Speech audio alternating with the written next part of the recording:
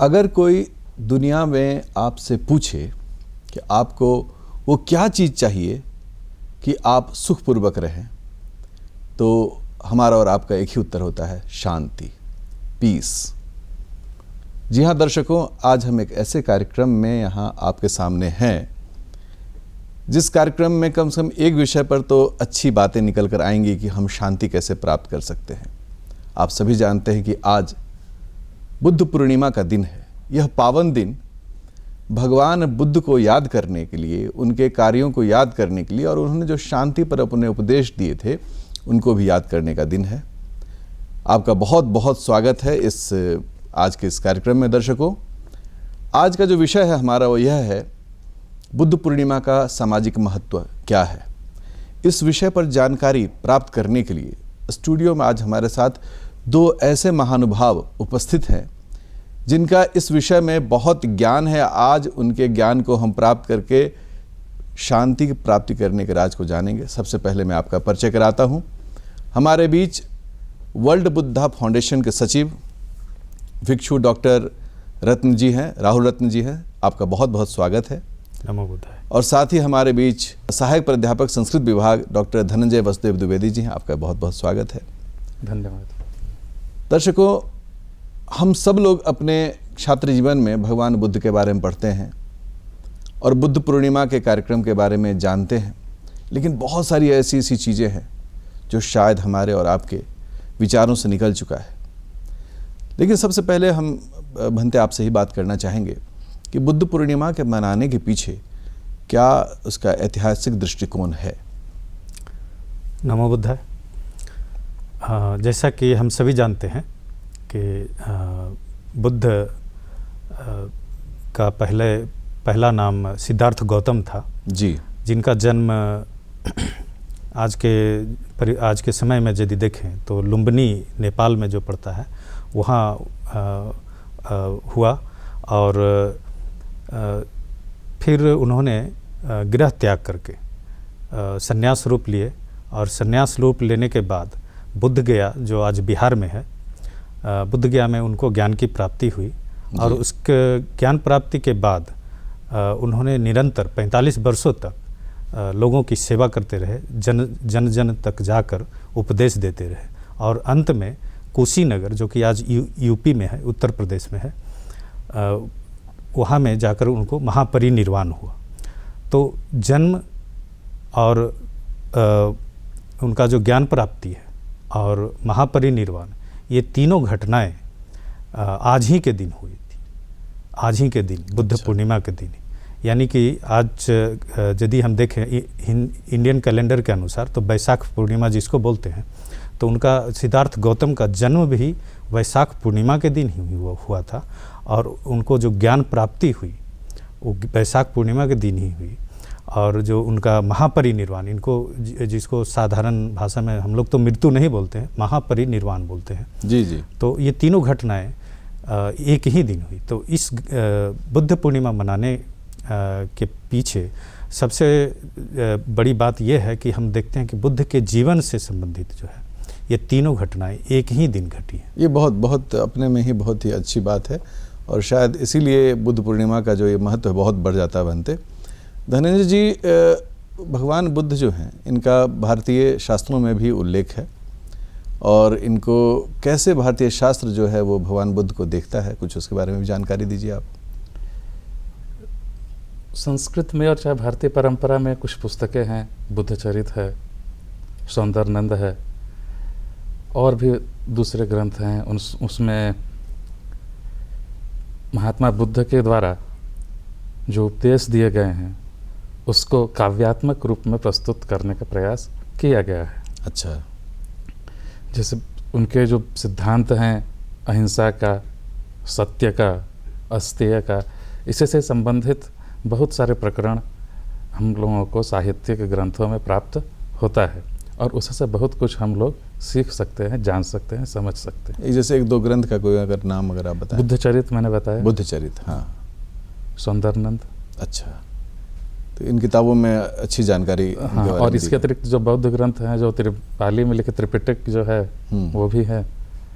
और आज तो वैशाख पूर्णिमा भी है, इसका भी कुछ अगर आप महत्व बता सकें। वैशाख तो जैसे भारतीय पंचांग का ये दूसरा महीना है और उसकी ये पूर्णिमा है। इस पूर्णिमा का अपना बहुत विशेष महत्व है। बुद्ध जी को विष्णु का 9वां अवतार माना जाता है। जी बिल्कुल। उस दृष्टि से भगवान विष्णु की विशेष आराधना की जाती है आज के दिन। और ऐसी मान्यता है कि अगर धूप दीप नैवेद्य आदि से अगर सम्यक रूप से आराधना पूजा की जाए तो बहुत सारे पाप हमारे नष्ट हो जाते हैं। इसी दिन बहुत सारे जो भक्त हैं सो पवित्र नदियों के तट पर जाकर के स्नान करते हैं और सूर्य से संबंधित मंत्रों का उच्चारण करते हुए सूर्य भगवान को अर्घ्य भी देते हैं। एक और महत्वपूर्ण पक्ष है कि इसमें धर्मराज की भी पूजा का विधान इस पूर्णिमा को किया गया है हमारे शास्त्रों में। क्या धर्मराज की पूजा के पीछे? अकाल मृत्यु न प्राप्त हो, अकाल मृत्यु से बचने के लिए इस दिन विधिवत गोदान करने की भी परंपरा है। तो इस दृष्टि से इसका बड़ा विशेष महत्व है। एक और प्रकरण आता है पुराणों में कि एक बार सुदामा जी गए थे, द्वारिका गए भगवान श्री कृष्ण के घर। ये तो बहुत प्रचलित कहानी है। जी जी जी। तो उनकी गरीबी को लेकर के भगवान श्री कृष्ण ने उनको इसी पूर्णिमा का व्रत करने की बात बताई उन्होंने कि इस पूर्णिमा के व्रत करने से दरिद्रता गरीबी आदि का नाश हो सकता है। इस तरह का प्रकरण बहुत सुंदर, आपने बहुत सुंदर ही इन्होंने एक व्याख्या कही है और इसका भी स्वरूप जो है वो है। भंते डॉक्टर राहुल जी, आप भगवान बुद्ध तो शांति और ज्ञान के लिए पूरे विश्व में जाने जाते हैं। भगवान के बुद्ध के उपदेशों में, जो कि बुद्ध पूर्णिमा का दिन है आज, उनके कुछ उपदेशों का कुछ आप ऐसा हिस्सा बताएं जो आज जो हमारे दर्शक देख रहे हैं उनको उनसे लगे कि हाँ ऐसा अपने जीवन में आचरण करना चाहिए। जैसा कि हम आज देखते हैं समाज में बहुत सारी कुरीतियाँ जो आ गई है, तो हम देखते हैं कि जब बुद्ध के दर्शन की तरफ हम ध्यान देते हैं तो बुद्ध कहते हैं कि लोभ, द्वेष और मोह, ये तीन जो है आपके जीवन को आगे बढ़ाने में रोकता है, आप बाधा बनती है। इसको इंग्लिश में ऑब्स्टेकल्स बोला गया है, लोभ, द्वेष और मोह। जी। तो इन तीनों से कैसे आप छुटकारा पा सकते हैं? तो इसके लिए आर्य अष्टांगिक मार्ग बताया, जिसे आप मध्यम मार्ग भी कह सकते हैं। उसमें 8 स्टेजेज हैं। जैसे सम्यक दृष्टि है जिसमें पहला, और ये इसी तरह से चलते चलते लास्ट में सम्यक समाधि तक पहुंचती है। तो समाधि जैसा कि मैं समझता हूँ बौद्ध ग्रंथों से कि वो मानसिक मन की वो स्थिति है जहाँ से आप चीज़ों को उसके वास्तविक रूप को देख सकें।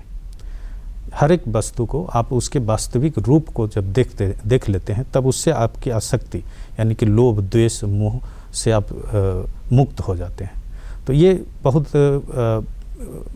बड़ी आज के समाज में जो कुरीतियाँ है उसके लिए एक संदेश मिल सकता है।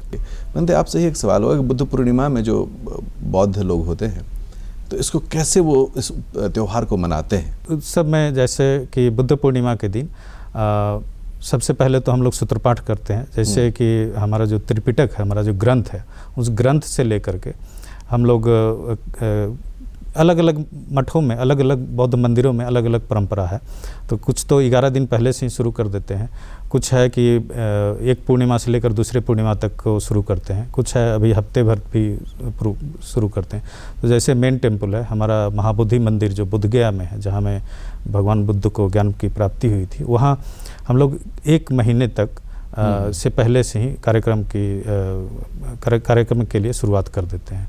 तो उसका एक स्पेशल पूजा होता है हर सुबह और शाम को, जो मंदिर के नियमानुसार। और वो जो त्रिपिटक में जो लिखी बातें हैं, जो संदेश है, उसे हम लोग फिर से दोहराते हैं और श्रद्धालु आकर उसे सुनते हैं। ये बहुत अच्छी बात है। जी जी। दूसरी बात यह है कि जब बुद्ध पूर्णिमा है उस दिन हम लोग एक स्पेशल पूजा होता है और पूजा के बाद खीर प्रसाद हम लोग बांटते हैं। खीर इसीलिए क्योंकि खीर ही वो भोजन था जो सिद्धार्थ गौतम को बुद्ध बनने से पहले सुजाता, जो कि बुद्ध गया के पास में ही उर्वेला एक जगह है, वहाँ में उनको दान दी थी। अच्छा। खीर खाने के बाद उर्वेला नदी को पार करके, निरंजना नदी, उर्वेला पहले नाम था, अभी निरंजना नदी को बोलते हैं, निरंजना नदी पार करके बुद्ध गया तरफ आए और वहाँ पीपल के वृक्ष के नीचे बैठकर उनको ज्ञान प्राप्ति हुई। तो खीर बुद्धत्व की प्राप्ति के जस्ट पहले का एक आखिरी मील था उनके लिए, और वही प्रसाद बने। बहुत देखिए धनेश जी, मतलब कितनी अनूठी ये कहानियाँ हैं, और इन कहानियों को जानकर बड़ा आनंद आता है। और शांति के दूत के रूप में, एक मसीहा के रूप में भगवान बुद्ध को हम लोग याद करते हैं। और अगर हम देखें तो पूरब हो पश्चिम हो, सभी जगह भगवान बुद्ध के जो विचार हैं उनका फैलाव रहा है, जैसे ईरान तक का फैलाव रहा है। आप कुछ बताएं इसमें कि कैसे ये सब इस तरह की चीज़ें उन्होंने इतने अल्प समय में किया था। वस्तुतः अगर विचार किया जाए तो गौतम बुद्ध, महात्मा बुद्ध जो थे, वो शांति साधना के साधक थे। और शांति ऐसी चीज़ है जो सभी को प्रिय है। उसके लिए लोग प्रयास करें न करें, कभी समय प्रतिकूल होने से, कभी समय अनुकूल होने से भिन्न भिन्न आचरण मनुष्य कर सकता है, लेकिन उसकी इच्छा रहती है कि हमको शांति की प्राप्ति हो। बिल्कुल बिल्कुल। इसलिए उनके इस सिद्धांत के प्रचार प्रसार में बड़ी आसानी हुई और लोगों ने उसको स्वीकार किया। समय के साथ कुछ परिवर्तन होता है, हुआ, जैसे प्रतिकूल स्थितियां बनी, लेकिन जो उनके सिद्धांत रहे, जिसमें कि अहिंसा बड़ा महत्वपूर्ण सिद्धांत था उनका जी। और अहिंसा का मतलब केवल जीव हत्या से मतलब नहीं है, वो जो मानसिक हिंसा भी जो है, या वाचिक हिंसा जो है, कायिक हिंसा, तीनों प्रकार की जो हिंसा है उसका उन्होंने निषेध किया। और जब इस तीनों प्रकार की हिंसा का निषेध होगा तो शांति की स्थापना स्वयमेव हो जाएगी, इसमें किंचित मात्र भी संदेह नहीं है। आप बिल्कुल भंते उन्होंने बहुत सही कहा, क्योंकि अगर हम विश्व को देखें, विश्व और फिर अपने समाज को देखें, तो विश्व में युद्ध द्वारा लोग शांति प्राप्त करना चाह रहे हैं। भगवान बुद्ध का जो दर्शन है, यह दर्शन उन लोगों के मन में इस विचार को त्यागने के लिए क्या उनका उपदेश रहा है, क्या उन्होंने कहा है? बुद्ध के संदेशों में एक सबसे बड़ा जो मुझे इस विषय पर मुझे लगता है, वो उन्होंने बताया है ध्यान साधना का मार्ग। तो ध्यान साधना जो बुद्ध पद्धति में है, बौद्ध पद्धति में जो ध्यान साधना है, उसे विपस्सना कहते हैं। अच्छा। विपस्सना, वि मतलब स्वयं, पस्स मतलब देखना, स्वयं को देखना, यानी सांस के जरिए, इसकी जो विधि है वो सांस के जरिए हम अपने अंदर में उठ रही संवेदनाएं को देखते हैं, और इसी संवेदनाएं से जो हमारा चित्त में परिवर्तन आता है, जैसे गुस्सा आता है, हमने किसी चीज़ को देखा और देख करके उसके प्रति यदि हमें लालच आया या द्वेष आया, मोह आया, क्रोध आया, तो इसी तरह से हमारा जो चित्त है परिवर्तित हो जाता है। और वही जैसे कि अभी प्रोफेसर साहब ने जो बताया कि मन, वचन और कर्म, ये तीनों रूप से यदि आप लोभ, द्वेष और मोह को नहीं त्यागेंगे तब तक शांति मुश्किल है। बिल्कुल। तो उसका एक रास्ता जो है वो विपस्सना का रास्ता है, ध्यान साधना का रास्ता है। ये एक संतोष, एक शब्द आता है, संतोषम परमम सुखम। संतोष की क्या परिभाषा है? क्योंकि असंतोष तो सब जगह है। कि संतोषम परम सुखम, लेकिन आप यदि देखिएगा कि आपके आसपास में ही जो घटनाएं घट रही, जो लोग इस चीज़ को बोल रहे हैं, उसके मन में भी संतोष नहीं है। अच्छा। तो परिवर्तन जो है वो अंदर से आनी चाहिए जी। परिवर्तन जब हमारा मन और हमारा शरीर का जो एकाग्रता नहीं आएगी, तब तक ये संतोष बहुत मुश्किल है। धनेश जी, कुछ में आप ऐड करना चाहेंगे? कि संतोष तो बड़ी महत्वपूर्ण चीज़ है, और जो भगवान बुद्ध ने जिस तरह से बताया था उसको भी को संदर्भ लेते हुए मैं अपनी बात कहूँगा। भगवान बुद्ध जी की दृष्टि में सारी समस्याओं की जड़ थी तृष्णा। अगर इस तृष्णा को हम दूर कर लें तो फिर हम संतुष्ट हो सकते हैं। और भगवान बुद्ध ही क्या, मैंने ये भारतीय परंपरा भी यही रही है, हम लोग सोचते हैं कि हम लोग भोग कर रहे हैं, हम लोग दूसरे को तपा रहे हैं, दूसरे को परेशान करते हैं, वैसा होता नहीं है। लोग सोचते हैं नीति शतक में सब है कि भोगा न भुक्ता वयमेव भुक्ता, तपो न तप्तम वयमेव तपता, जरणा न शरणा वयमेव जरणा, कालो न याति वयमेव याता। हम लोग को लगता है सब कुछ कि हम लोग दूसरे को कर रहे हैं, मतलब भी तो बता दीजिए। तो हम लोग सोच रहे हैं कि हम दूसरे को परेशान कर ले रहे हैं, परेशान हम स्वयं हो रहे हैं। हमको लग रहा है कि हम समय के साथ खेल रहे हैं, लेकिन समय हमारे साथ खेल रहा होता है। अच्छा, तो इस चीज़ को समझना होगा। अगर इस चीज़ को हम जान गए, समझ गए, तब हम इस तृष्णा से भी मुक्त होंगे और हमको संतोष की भी प्राप्ति होगी। और संतोष की प्राप्ति होगी तो बहुत सारी समस्याएं का निपटारा ऐसा ही हो जाएगा। पाना या त्यागना संतोष के लिए और शांति के लिए किसको आप मानते हैं? ये एक भारतीय परंपरा की बड़ी विशिष्ट विशेषता रही है। बहुत सारी संस्कृतियां रहीं जहाँ की अध्यात्म को ही महत्व मिला। ऐसा नहीं है कि दूसरी संस्कृतियां हैं जिसमें अध्यात्म का महत्व नहीं है, और भौतिकता का तो महत्व बहुत सारी संस्कृतियों में है। लेकिन ये जो हमारी भारतीय संस्कृति है, जिसमें महात्मा बुद्ध भी हैं, इन्होंने कहा है कि भोग को, भौतिकता को समाप्त नहीं किया कि नहीं आप उससे अलग रहिए, विलग रहिए, ऐसी बात नहीं है। लेकिन अब जो भी भोग कीजिए उसका त्याग पूर्वक भोग कीजिए। हाँ, ये जब आप त्याग पूर्वक भोग कीजिएगा तो फिर कोई आपके पास विकल्प ही नहीं, आपको संतुष्ट स्वयमेव हो जाइएगा। तब न राजकुमार थे और उन्होंने सब कुछ छोड़ दिया। हाँ, सब कुछ। मैंने देखा कि धन संपन्न से युक्त 3 ऋतुएं, तीनों ऋतुओं के अनुकूल महल उनके लिए बना दिया गया। बताइए। और तब उन्होंने संन्यास का मार्ग, ज्ञान प्राप्ति का मार्ग चुना। वो चाहते तो उस पूरे सुख समृद्धि में आराम से रह सकते थे, पूरी विलासिता के साथ रह सकते थे। बिल्कुल बिल्कुल बिल्कुल। अच्छा, भगवान बुद्ध के जो जीवन दर्शन है उनमें कुछ ऐसी घटनाएं, जो रोचक घटनाएं, जो आप हमें इस बुद्ध पूर्णिमा के दिवस में बताना चाहें बनते? हाँ, उनके जीवन में तो कई घटनाएं घटी। जैसे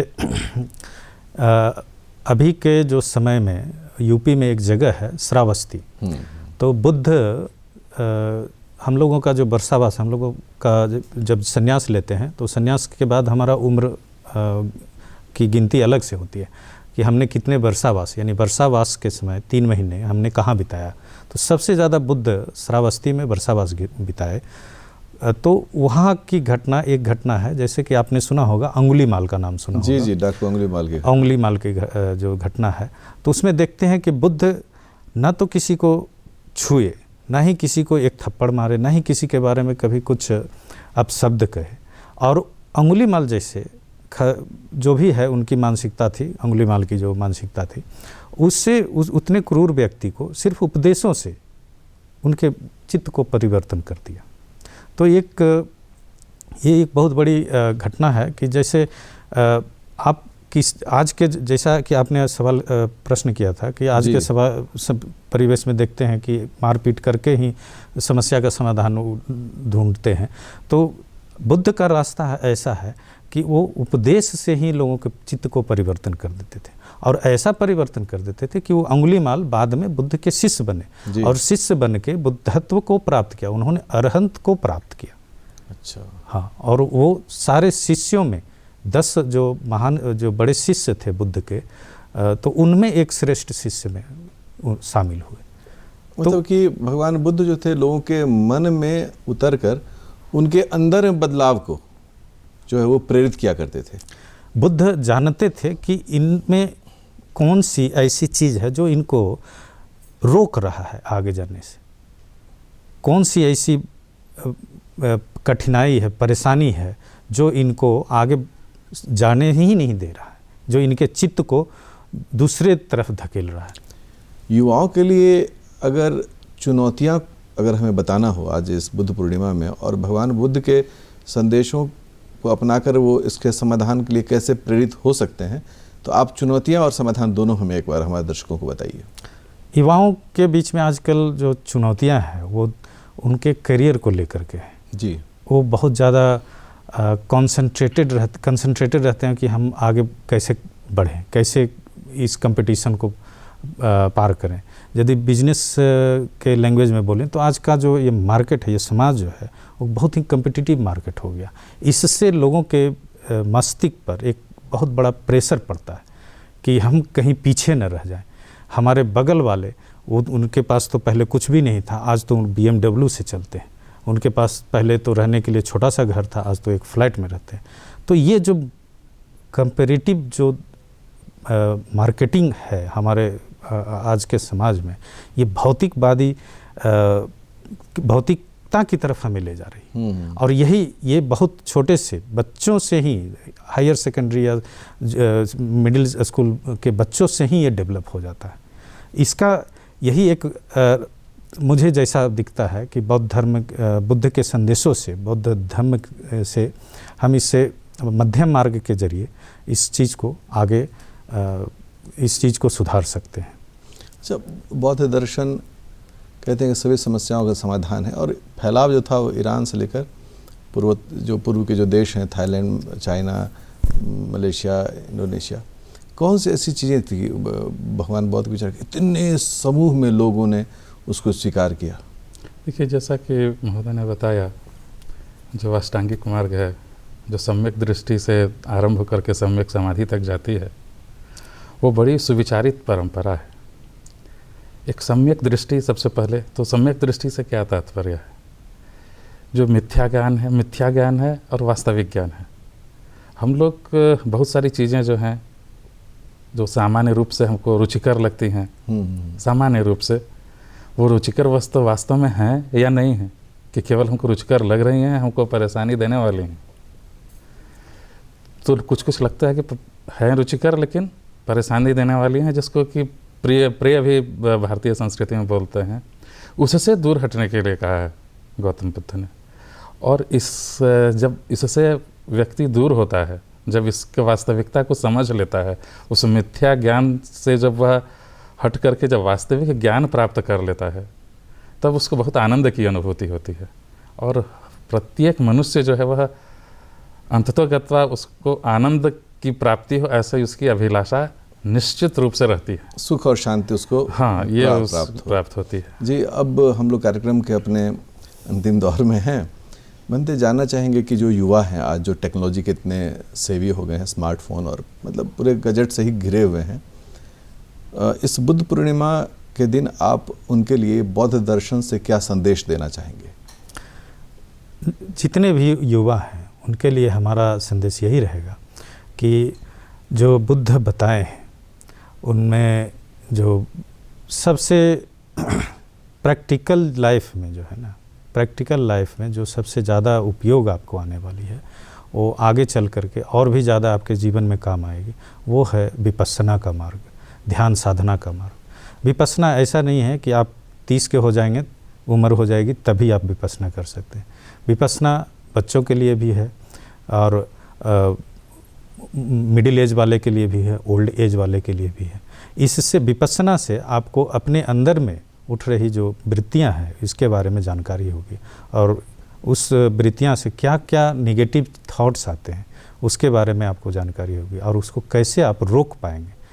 टेक्नोलॉजी ठीक है, कहीं कहीं हम देखते हैं कि टेक्नोलॉजी से हमें फ़ायदा भी हो रहा है, लेकिन किस हद तक हम उसे उपयोग करें। मैंने कई बार सुना है कि सोने से पहले भी बच्चा मोबाइल ही देख रहा है और उसके आँख से फिर पानी निकलना शुरू हुआ, फिर देखने उसकी रोशनी चली गई। तो ये टेक्नोलॉजी का वो सदुपयोग नहीं हुआ, हम उसको अपनी सुख सुविधा के लिए उपयोग करते, ना कि वो हमें हानि का पहुँचाते। मतलब कि टेक्नोलॉजी का उपयोग करें लेकिन अपने आप को देखते हुए। यही सवाल आपसे भी रहेगा कि आज के युवा भगवान बुद्ध के दर्शन से क्या सीख सकते हैं जिससे कि वो सफल भी हों, धनात् धर्म तथा सुखम, मतलब पूरा ऐसा उनका हो। देखिए, जब पहले भी मैंने कहा कि अपरिग्रह में जो धन का संचय करना हुआ, तो उनका कहना धन का संचय नहीं करना है। इस पर सबसे अधिक ध्यान देने की आवश्यकता है, क्योंकि नहीं वित्ते न तर्पणीयो मनुष्य, ये वित्त पैसा है कि इससे कभी मनुष्य संतुष्ट नहीं हो सकता। अगर आज थोड़ा मिला है तो कल फिर और मिले, फिर कल अगर अधिक मिल गया तो फिर उससे और अधिक मिले। तो इस चक्र दुष्चक्र में व्यक्ति न फंसे, इसके लिए भगवान बुद्ध ने अपरिग्रह का मार्ग बताया, जिसको कि वर्तमान युवा पीढ़ी, चाहे युवा पीढ़ी क्या, बाल्यकाल से लेकर के वृद्धावस्था तक के व्यक्ति उसको अंगीकार कर सकते हैं और अपने जीवन को सफल बना सकते हैं। बिल्कुल, आपने सही कहा डॉक्टर साहब। अच्छा, कुछ और जोड़ना दूसरी चाहते हैं? बात एक है कि असमय भोजन का उन्होंने निषेध किया है, जब असमय भोजन हो। अच्छा, अगर असमय भोजन होने से बहुत सारी शारीरिक विकृतियां, मानसिक विकृतियां, ऐसा आजकल के चिकित्सक भी बोलते हैं, आयुर्वेद भी ऐसा ही बोलता है। तो ससमय भोजन हो, असमय भोजन नहीं हो। असमय भोजन का उन्होंने निषेध किया है कि सुख और शांति के लिए जो मार्ग भगवान बुद्ध ने अपने उपदेशों से हमें बताया है, उसको पढ़ने की ज़रूरत है, उसे जानने की ज़रूरत है। थोड़ा वक्त हमें उनके दर्शन को भी सुनना और समझना चाहिए। निश्चित रूप से आज का जो ये कार्यक्रम है वह आप तक हमारे संदेशों को पहुंचा रहा होगा, और आप आज इस बुद्ध पूर्णिमा के दिन अपने बच्चों, अपने सहयोगियों को भी इस बारे में बताइए, और खुश रहिए, मुस्कुराते रहिए। दूरदर्शन केंद्र रांची का यह कार्यक्रम देखते रहिए। और हमारे साथ जो आज उपस्थित हैं हमारे विशेषज्ञ, मैं आप दोनों का बहुत बहुत धन्यवाद कहता हूं कि आपने बहुत कीमती समय हमें दिया है, और आप दर्शकों का भी बहुत बहुत धन्यवाद।